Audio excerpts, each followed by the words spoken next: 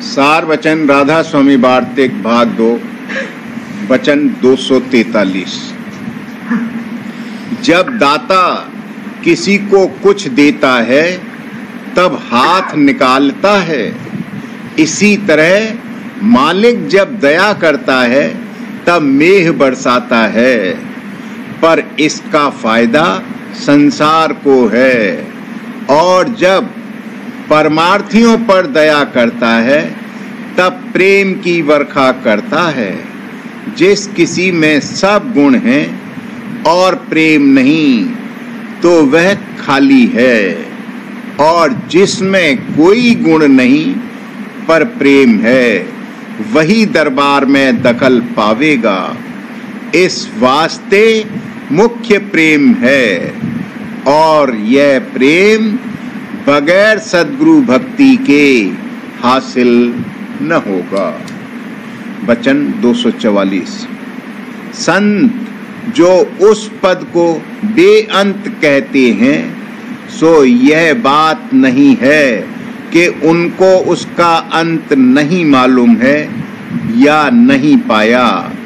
इसका मतलब यह है कि वहाँ का जो आनंद है वह बेअंत है, और संत उस मुकाम पर जल मछली की तरह से रहते हैं। अब जो कोई यह कहे कि मछली ने जल को नहीं लखा या उसका अंत नहीं पाया, यह कहना गलत है। और जो ऐसे हैं कि जल में जल रूप हो गए, उनकी कुछ तारीफ नहीं है।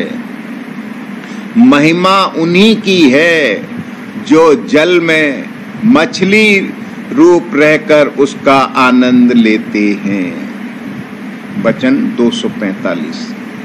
काल के ग्रसने से जीव की मोक्ष नहीं हो सकती, क्योंकि सुरत चैतन्य है, उसको काल नहीं खा सकता।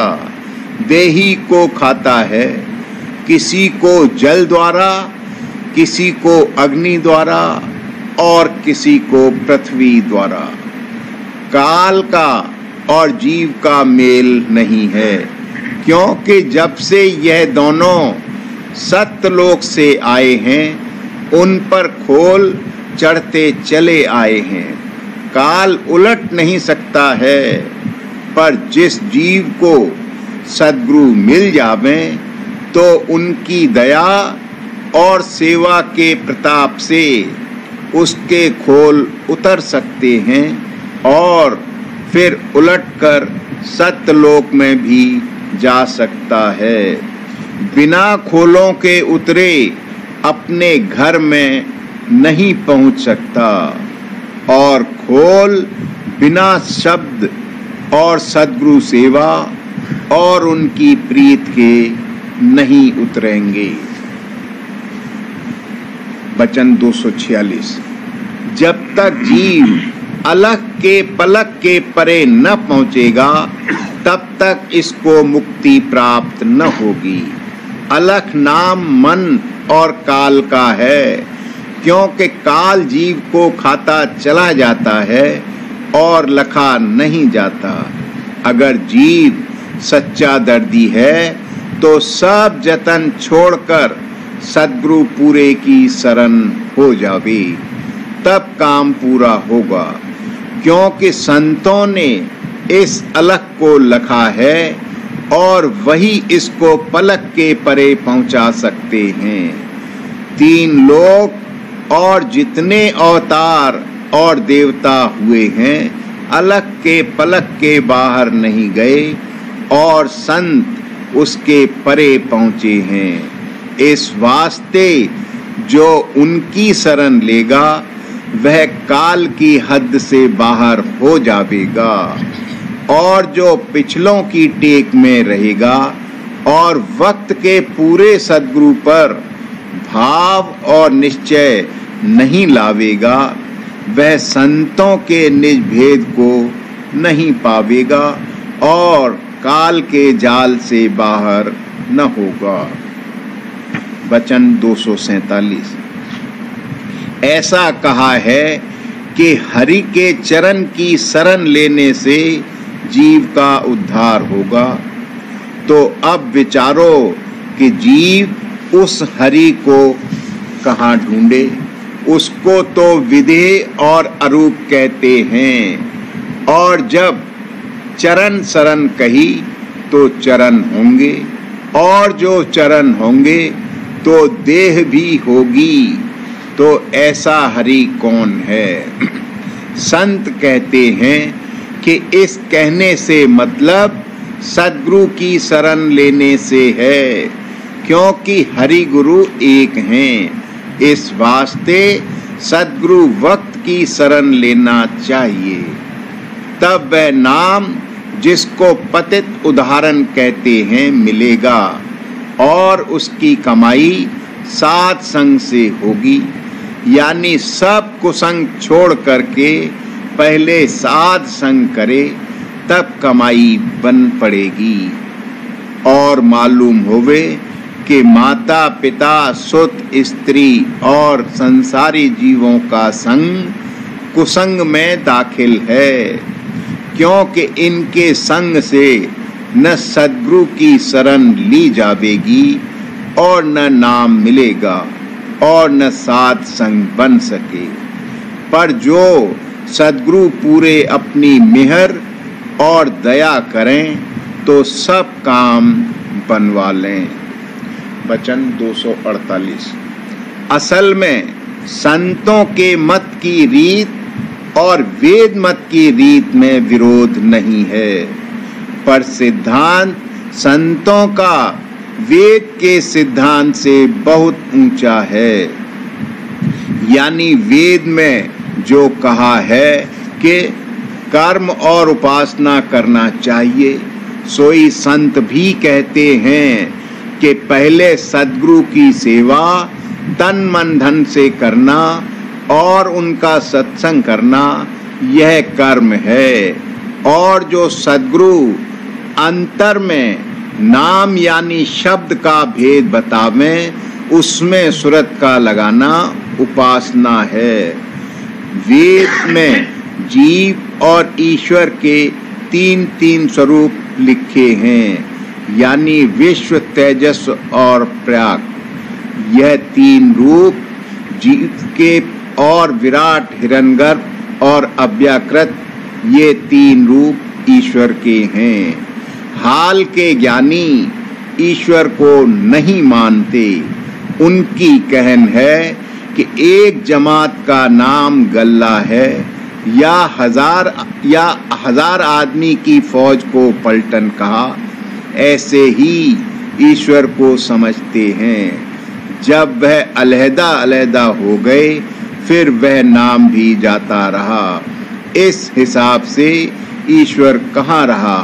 और जब ईश्वर नहीं ठहरा तो उपासना किसकी करें? क्योंकि बिना नाम, रूप और लीला और धाम के उपासना नहीं बन सकती है।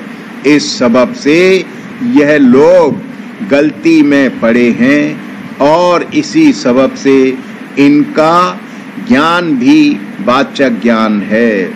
बिना कर्म और उपासना के पोथी पढ़कर और बुद्धि से विचार करके हासिल किया है। और जो किसी को उपासना करके सच्चा ज्ञान भी हुआ, तो भी वह संतों के कर्म की हद में है। निज देश संतों का उसके बहुत आगे और ऊंचा है। और जो कर्म के वेद में लिखे हैं, वह पिछले युग के हैं। न तो वह जीवों से विधि पूर्वक अब बन सकते हैं, और न उनमें वह फल है। अब जो कोई कर्म करे, वह भी संतों के द्वारा, और जो उपासना करे, वह भी संतों की दया लेकर, तब काम पूरा बनेगा। यानी वेद के सिद्धांत पहुंचेगा। और तरह से इस वक्त में कुछ काम नहीं बनेगा। प्रेम पत्र राधा स्वामी, चौथा भाग, प्रकार 47वां। दुनिया में जीव दो किस्म के काम कर रहे हैं, एक स्वार्थ, दूसरा परमार्थ। लेकिन असली परमार्थ की कार्रवाई से, जिससे सच्चा उद्धार मुमकिन है, बेखबर है। ये राधा स्वामी मत में जारी है और सच्चे परमार्थी को थोड़े दिन अभ्यास करने से फायदा उसका मालूम हो सकता है और आखिर को परम धाम प्राप्त होगा। इस दुनिया में जीव दो किस्म के काम कर रहे हैं, एक स्वार्थ, दूसरा परमार्थ। स्वार्थ से मुराद उन कामों से है जो वास्ते प्राप्ति, सुख और आराम के इस लोक और इस जिंदगी में या स्वर्ग और बैकुंठ और बहिष्ठ वगैरह में बात छोड़ने इस देह और देश के किए जावें, इसको प्रवृत्ति कहते हैं। परमार्थ से मतलब उन कामों से है जो वास्ते प्राप्ति, मुक्ति के या मिल जाने के परमेश्वर या ब्रह्म के स्वरूप में किए जावें, इसको निवृत्ति कहते हैं। असली और सच्चा और निर्मल परमार्थ निवृत्ति से जुदा है।